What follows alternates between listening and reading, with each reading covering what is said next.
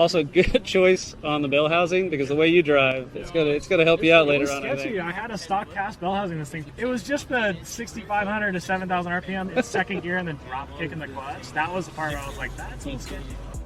Ford F100 World Podcast. Ford Trucks 24/7. A builder support community on Facebook, Instagram, YouTube, and podcast. Want to know more? Join, follow, like, and share. No commercials, just Fords. 2 days later, we have another podcast. This is kind of a ramp up this week to the F100 Western Nationals that is happening on the 28th.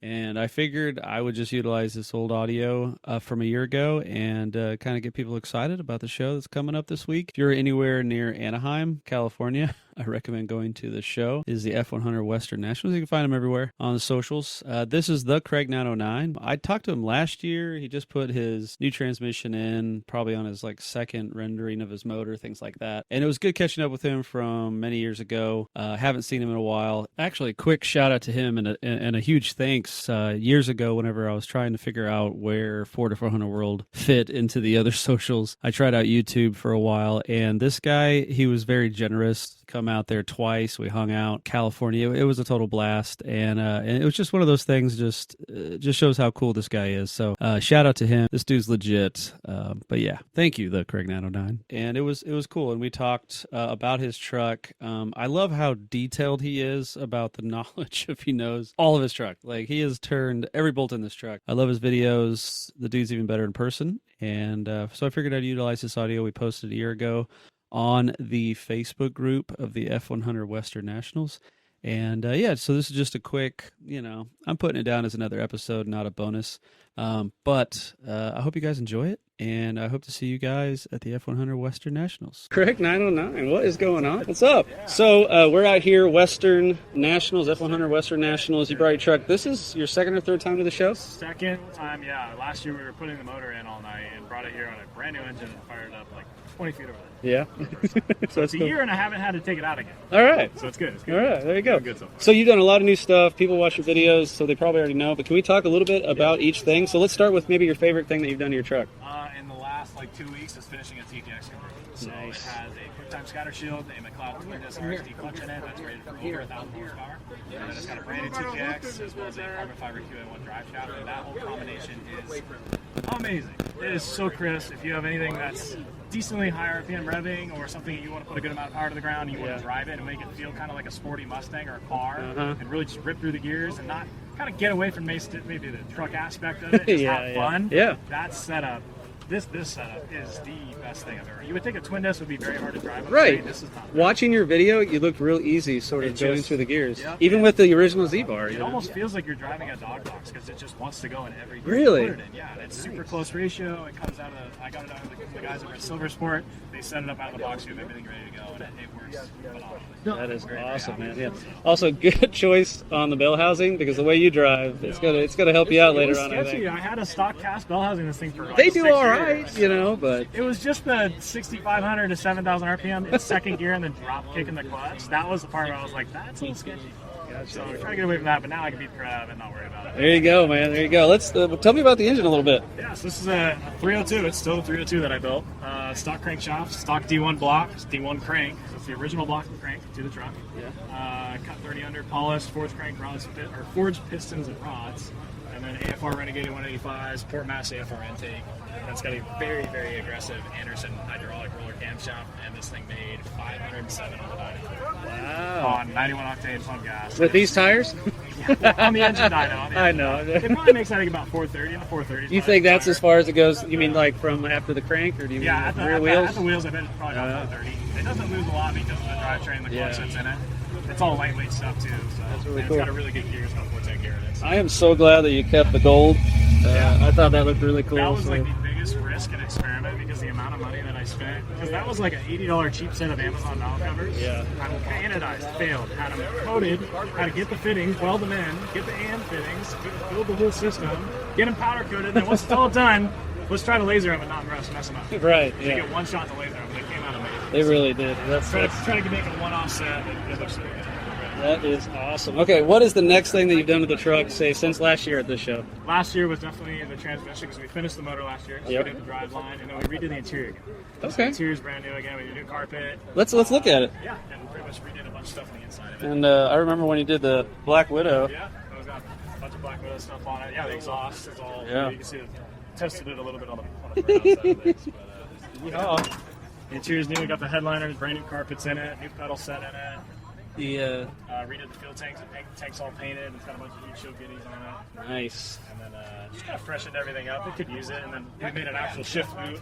Silver Sport guys that sent out the TKX. Oh, We billet. billet. Nice. Billet mount. And then we took the tunnel and freshened up the tunnel, put a bunch of heat shield product on it. So it's actually quiet in here, surprisingly. You can have a full conversation, like going 65 Really? RPM, and it's actually like relatively quiet. Nice. All right. And when you're flooring it, you can still have a conversation. Yeah, with yeah, you. exactly. Yeah. So we ribbed netted everything to the floor, so everything's flush, it's professional, it's done right. What rear gears did you say? You mentioned it. So it's a big bearing 9 3/8, and it has Okay. a forward 410 gear in it. 410, 31 so- spine axle. So you need that fifth gear. Is it 5-speed? Yeah. Okay. Very cool, man. Yeah, TKX 5-speed. That is awesome. I love that you still have the bucket seats. Still looks original. Yeah. You Original know- bucket seat brackets. They're Yeah. very rare. Oh yeah. Original ones. You didn't get the No, re. these are original ones, yeah. You found those at a shop. I bought an entire truck for $300 that had like 8 inches thicker rack wrap in the seats just for the brackets. That's cool. There was a Camper Special Ranger and it had the option for the buckets. Yeah, yeah. So they're really hard to find, but these are the right ones. That is They're cool, not man. real options. Well, I got to ask you, man. You do a lot of cool burnout. Well, you know, you do a lot of takeoffs down the road and everything like that. She handles pretty well on stock suspension. Are you ever going to do anything in the rear? I will. For right now, it's just coils cut in the front, Yeah. stock shocks front and rear, and then it's just axle flipped in the back with a C-notch. And it does good, honestly. It The only really does. The only downside is this truck is manual steering, it's manual brakes. Yeah. And can like, feel I the had my road buddy, better, I had my but- buddy move in, he was like, this steering sucks. And I was like, yeah, it's got a 275 in the front. And you're trying to steer that with Yeah. manual steering, it doesn't want to turn. Yeah. So I You wanna- make sure to roll forward first before Yes. turning. Oh, you have to. Yeah. So we're gonna be doing like a Prius or Miata like electric inline power steering. Okay. I'm doing a Volvo hydraulic electric power steering in my crew cab, so I'll Yes. have full to see which one I like better. Right, But right. this will be full electronic. I'll do a quickener like what's in a NASCAR 2-to-1 ratio, so it'll be lock to lock real quick. Okay. But all stock stuff underneath.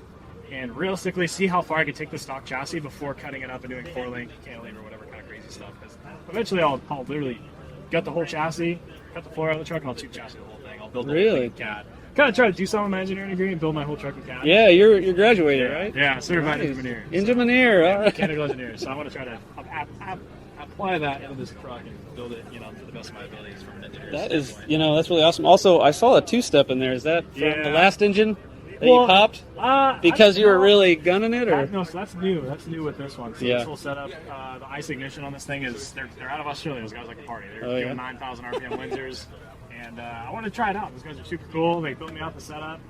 Has their ignition box, and you can change the timing map on the fly just by pushing buttons. Okay. So you have an adjustment and a full packet that tells you where your timing curve would be based on certain RPM to certain RPM, and fully ramps in timing and how much timing you set base timing once and you're done. Okay. And then you can tune your rev limiter on the fly and your two-step on the fly, and then you just run your power button, put it on the shifter, and you can just go party. Well, that's cool. So wait, it's gnarly, like 4-foot flames, like Right. 12-gauge shotgun blast. It'll blow your ears off. It's so what fuel management is it? Like, what are you running? carburetor. Just a carburetor still, Carburetor, right? Holly I thought Pump. maybe I missed the video where you put some It's got a Holly billet. 2 in it or I something. took a CSU billet carburetor that was built by CSU carburetors. Okay. It's a Holly billet center. It was an E85 carburetor, and I gutted it, took quick fuel metering blocks and houses, Okay. basically built my own carburetor. And it's no choke horn, race carburetor, full CNC. And So does actually, it- it will make probably more power than what I did on the dyno. So it probably makes like somewhere just shy of 520 right now. Okay. With this setup, and it's carburetor. The carburetor. That's race, awesome. race carburetor. So, question: does it have primaries and secondaries, or are they all running at the same time based on acceleration? Or For the Carburetor? carburetor itself, Yeah. it's mechanical secondary. So pretty Okay. much anything past like quarter throttle, you're already in the okay, secondaries. I was wondering. Yeah. It's a little bit too much. I need to dial it back. I kind Yeah. of want like a third or a half throttle for its secondary. So Yeah. it's just not drivable on the street. Yeah. You start getting into it, and it wants to like almost flood itself, unless you're like really big. And then it's like a two-stroke dirt bike. yeah. So, but That's pretty it's awesome, man. still good. It's fun. It's a lot of fun. It's cool. The power band of this thing, the RPM, it doesn't stop making power until about 7,300 RPM. wow. That's where it makes peak power. So you're just literally going like that. Usually, the higher you rev, the more power it makes. That's cool. So it's a riot. That's really awesome. Hey, I spotted something I got to ask you about. Did you mount your bed to Yeah. your cab so it doesn't rock when you're really It don't cutting? move. That's cool. The guys do roll cages and stuff. Because this will just hit. Yeah, You know, like yeah. I mean, you can see it has hit. So Yeah, what I okay. did is I put a $9 hockey puck off Amazon, drilled a 9/16 hole in it, put washers on both sides, and bolted it. I wonder if I probably can't find it. Dang Yeah, it. but That's there's cool. 4 of them. There's there's 2 on each side. Yeah, because I saw the bolts. Yeah, and when you clamp those together, everyone's like, "Oh, you're gonna tear your sheet metal up." And it's like this puck Yeah. weighs 3,500 pounds. On a crew cab, maybe. Yeah. But when you're running a 9/16 bolt, it's that freaking big, and you got washers on both sides, and you got like a Delrin or any sort of like hard rubber puck sandwiched between those. You really got to twist them to get that stuff Yeah. in there. So I'm gonna test it. I don't think Okay. it'll bend. I mean, unless you're rock crawling the thing. But this is a street truck, so it shouldn't matter. Yeah, right? The most twist it's got to do is pulling into driveways at a McDonald's, so it's like, who cares? Yeah, So right. I'm gonna try it, and if it messes the bed up, I'm a metal guy. I'll fix it. There you go. So, yeah. but You're an this- engineer, so you can figure it out. yeah. But this is already stiffened the chassis up so much. I need to do that then. That's It's cool. a $10 mod. You go get some bolts and some Well, hockey that's bucks and cool. drill a hole. The only downside is you got to take the tank out, but I was already there. So I was like, sure, it's Yeah. already there. Drill some holes, bolt it up. Done. Are you ever going to run the tank like, I need to put it in the back. yeah, like go with Solus Innovations or some kind of aluminum Yeah, tank? that or some sort of a fuel cell of some sort, so I can do an intake pump. And Yeah. yeah, I think that is a little bit restricting. We did run all new fuel line to try to alleviate any sort of fueling issues we got, because Yeah. at the top end, this thing kept on leaning. Really? I couldn't figure it out, so I think the stock tank, the pickup having to go Just all the way to the top, yes, around and down. gravity. Yeah, it's just is it a pusher? Is it a puller? And it's best to have a pusher because Yeah, well, you want a bottom feet pickup that just goes Yep, straight down and there then you pumps go. right there. Yep. Now it's got to go all around and then Yeah. down. So they don't like to pull their pushers. no, yeah. Well, hey, I got to ask you about this. Yeah, the wing. Yeah, the wing, the Valance, whatever it's called. This is made by my good friend Matt Servin. Okay. Auto Design. Me and my buddy Dave Screwcap painted it, and you can get these things on his website. And they make them actually the flat blade, and then they've got a notch in them in the center. There's a couple different variants. Oh, you mean like right here where it kind of dips down? Yeah, it'll dip down. That is cool. But yeah, these things are pretty sweet. He sells them on his website for these. I think he sells them for a bunch of different trucks, Ford trucks, I think slicks, bunch. It's ABS here. Really? There's a lot of cool. He's got some cool stuff going on. Are you ever going to put a front balance on it? I might, yeah. I'll probably hand make that one. I'll probably do a diffuser in the back too.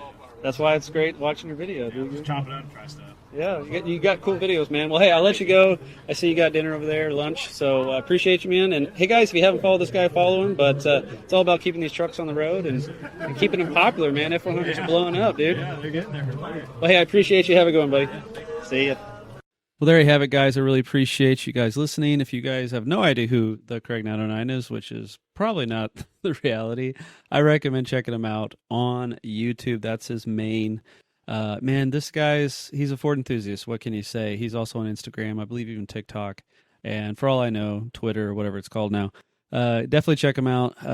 Appreciate you guys going down in the comments, commenting what you guys like about this episode or what you like about the show, and checking us all out on the socials. We appreciate you guys. Thanks for listening. See you the next one.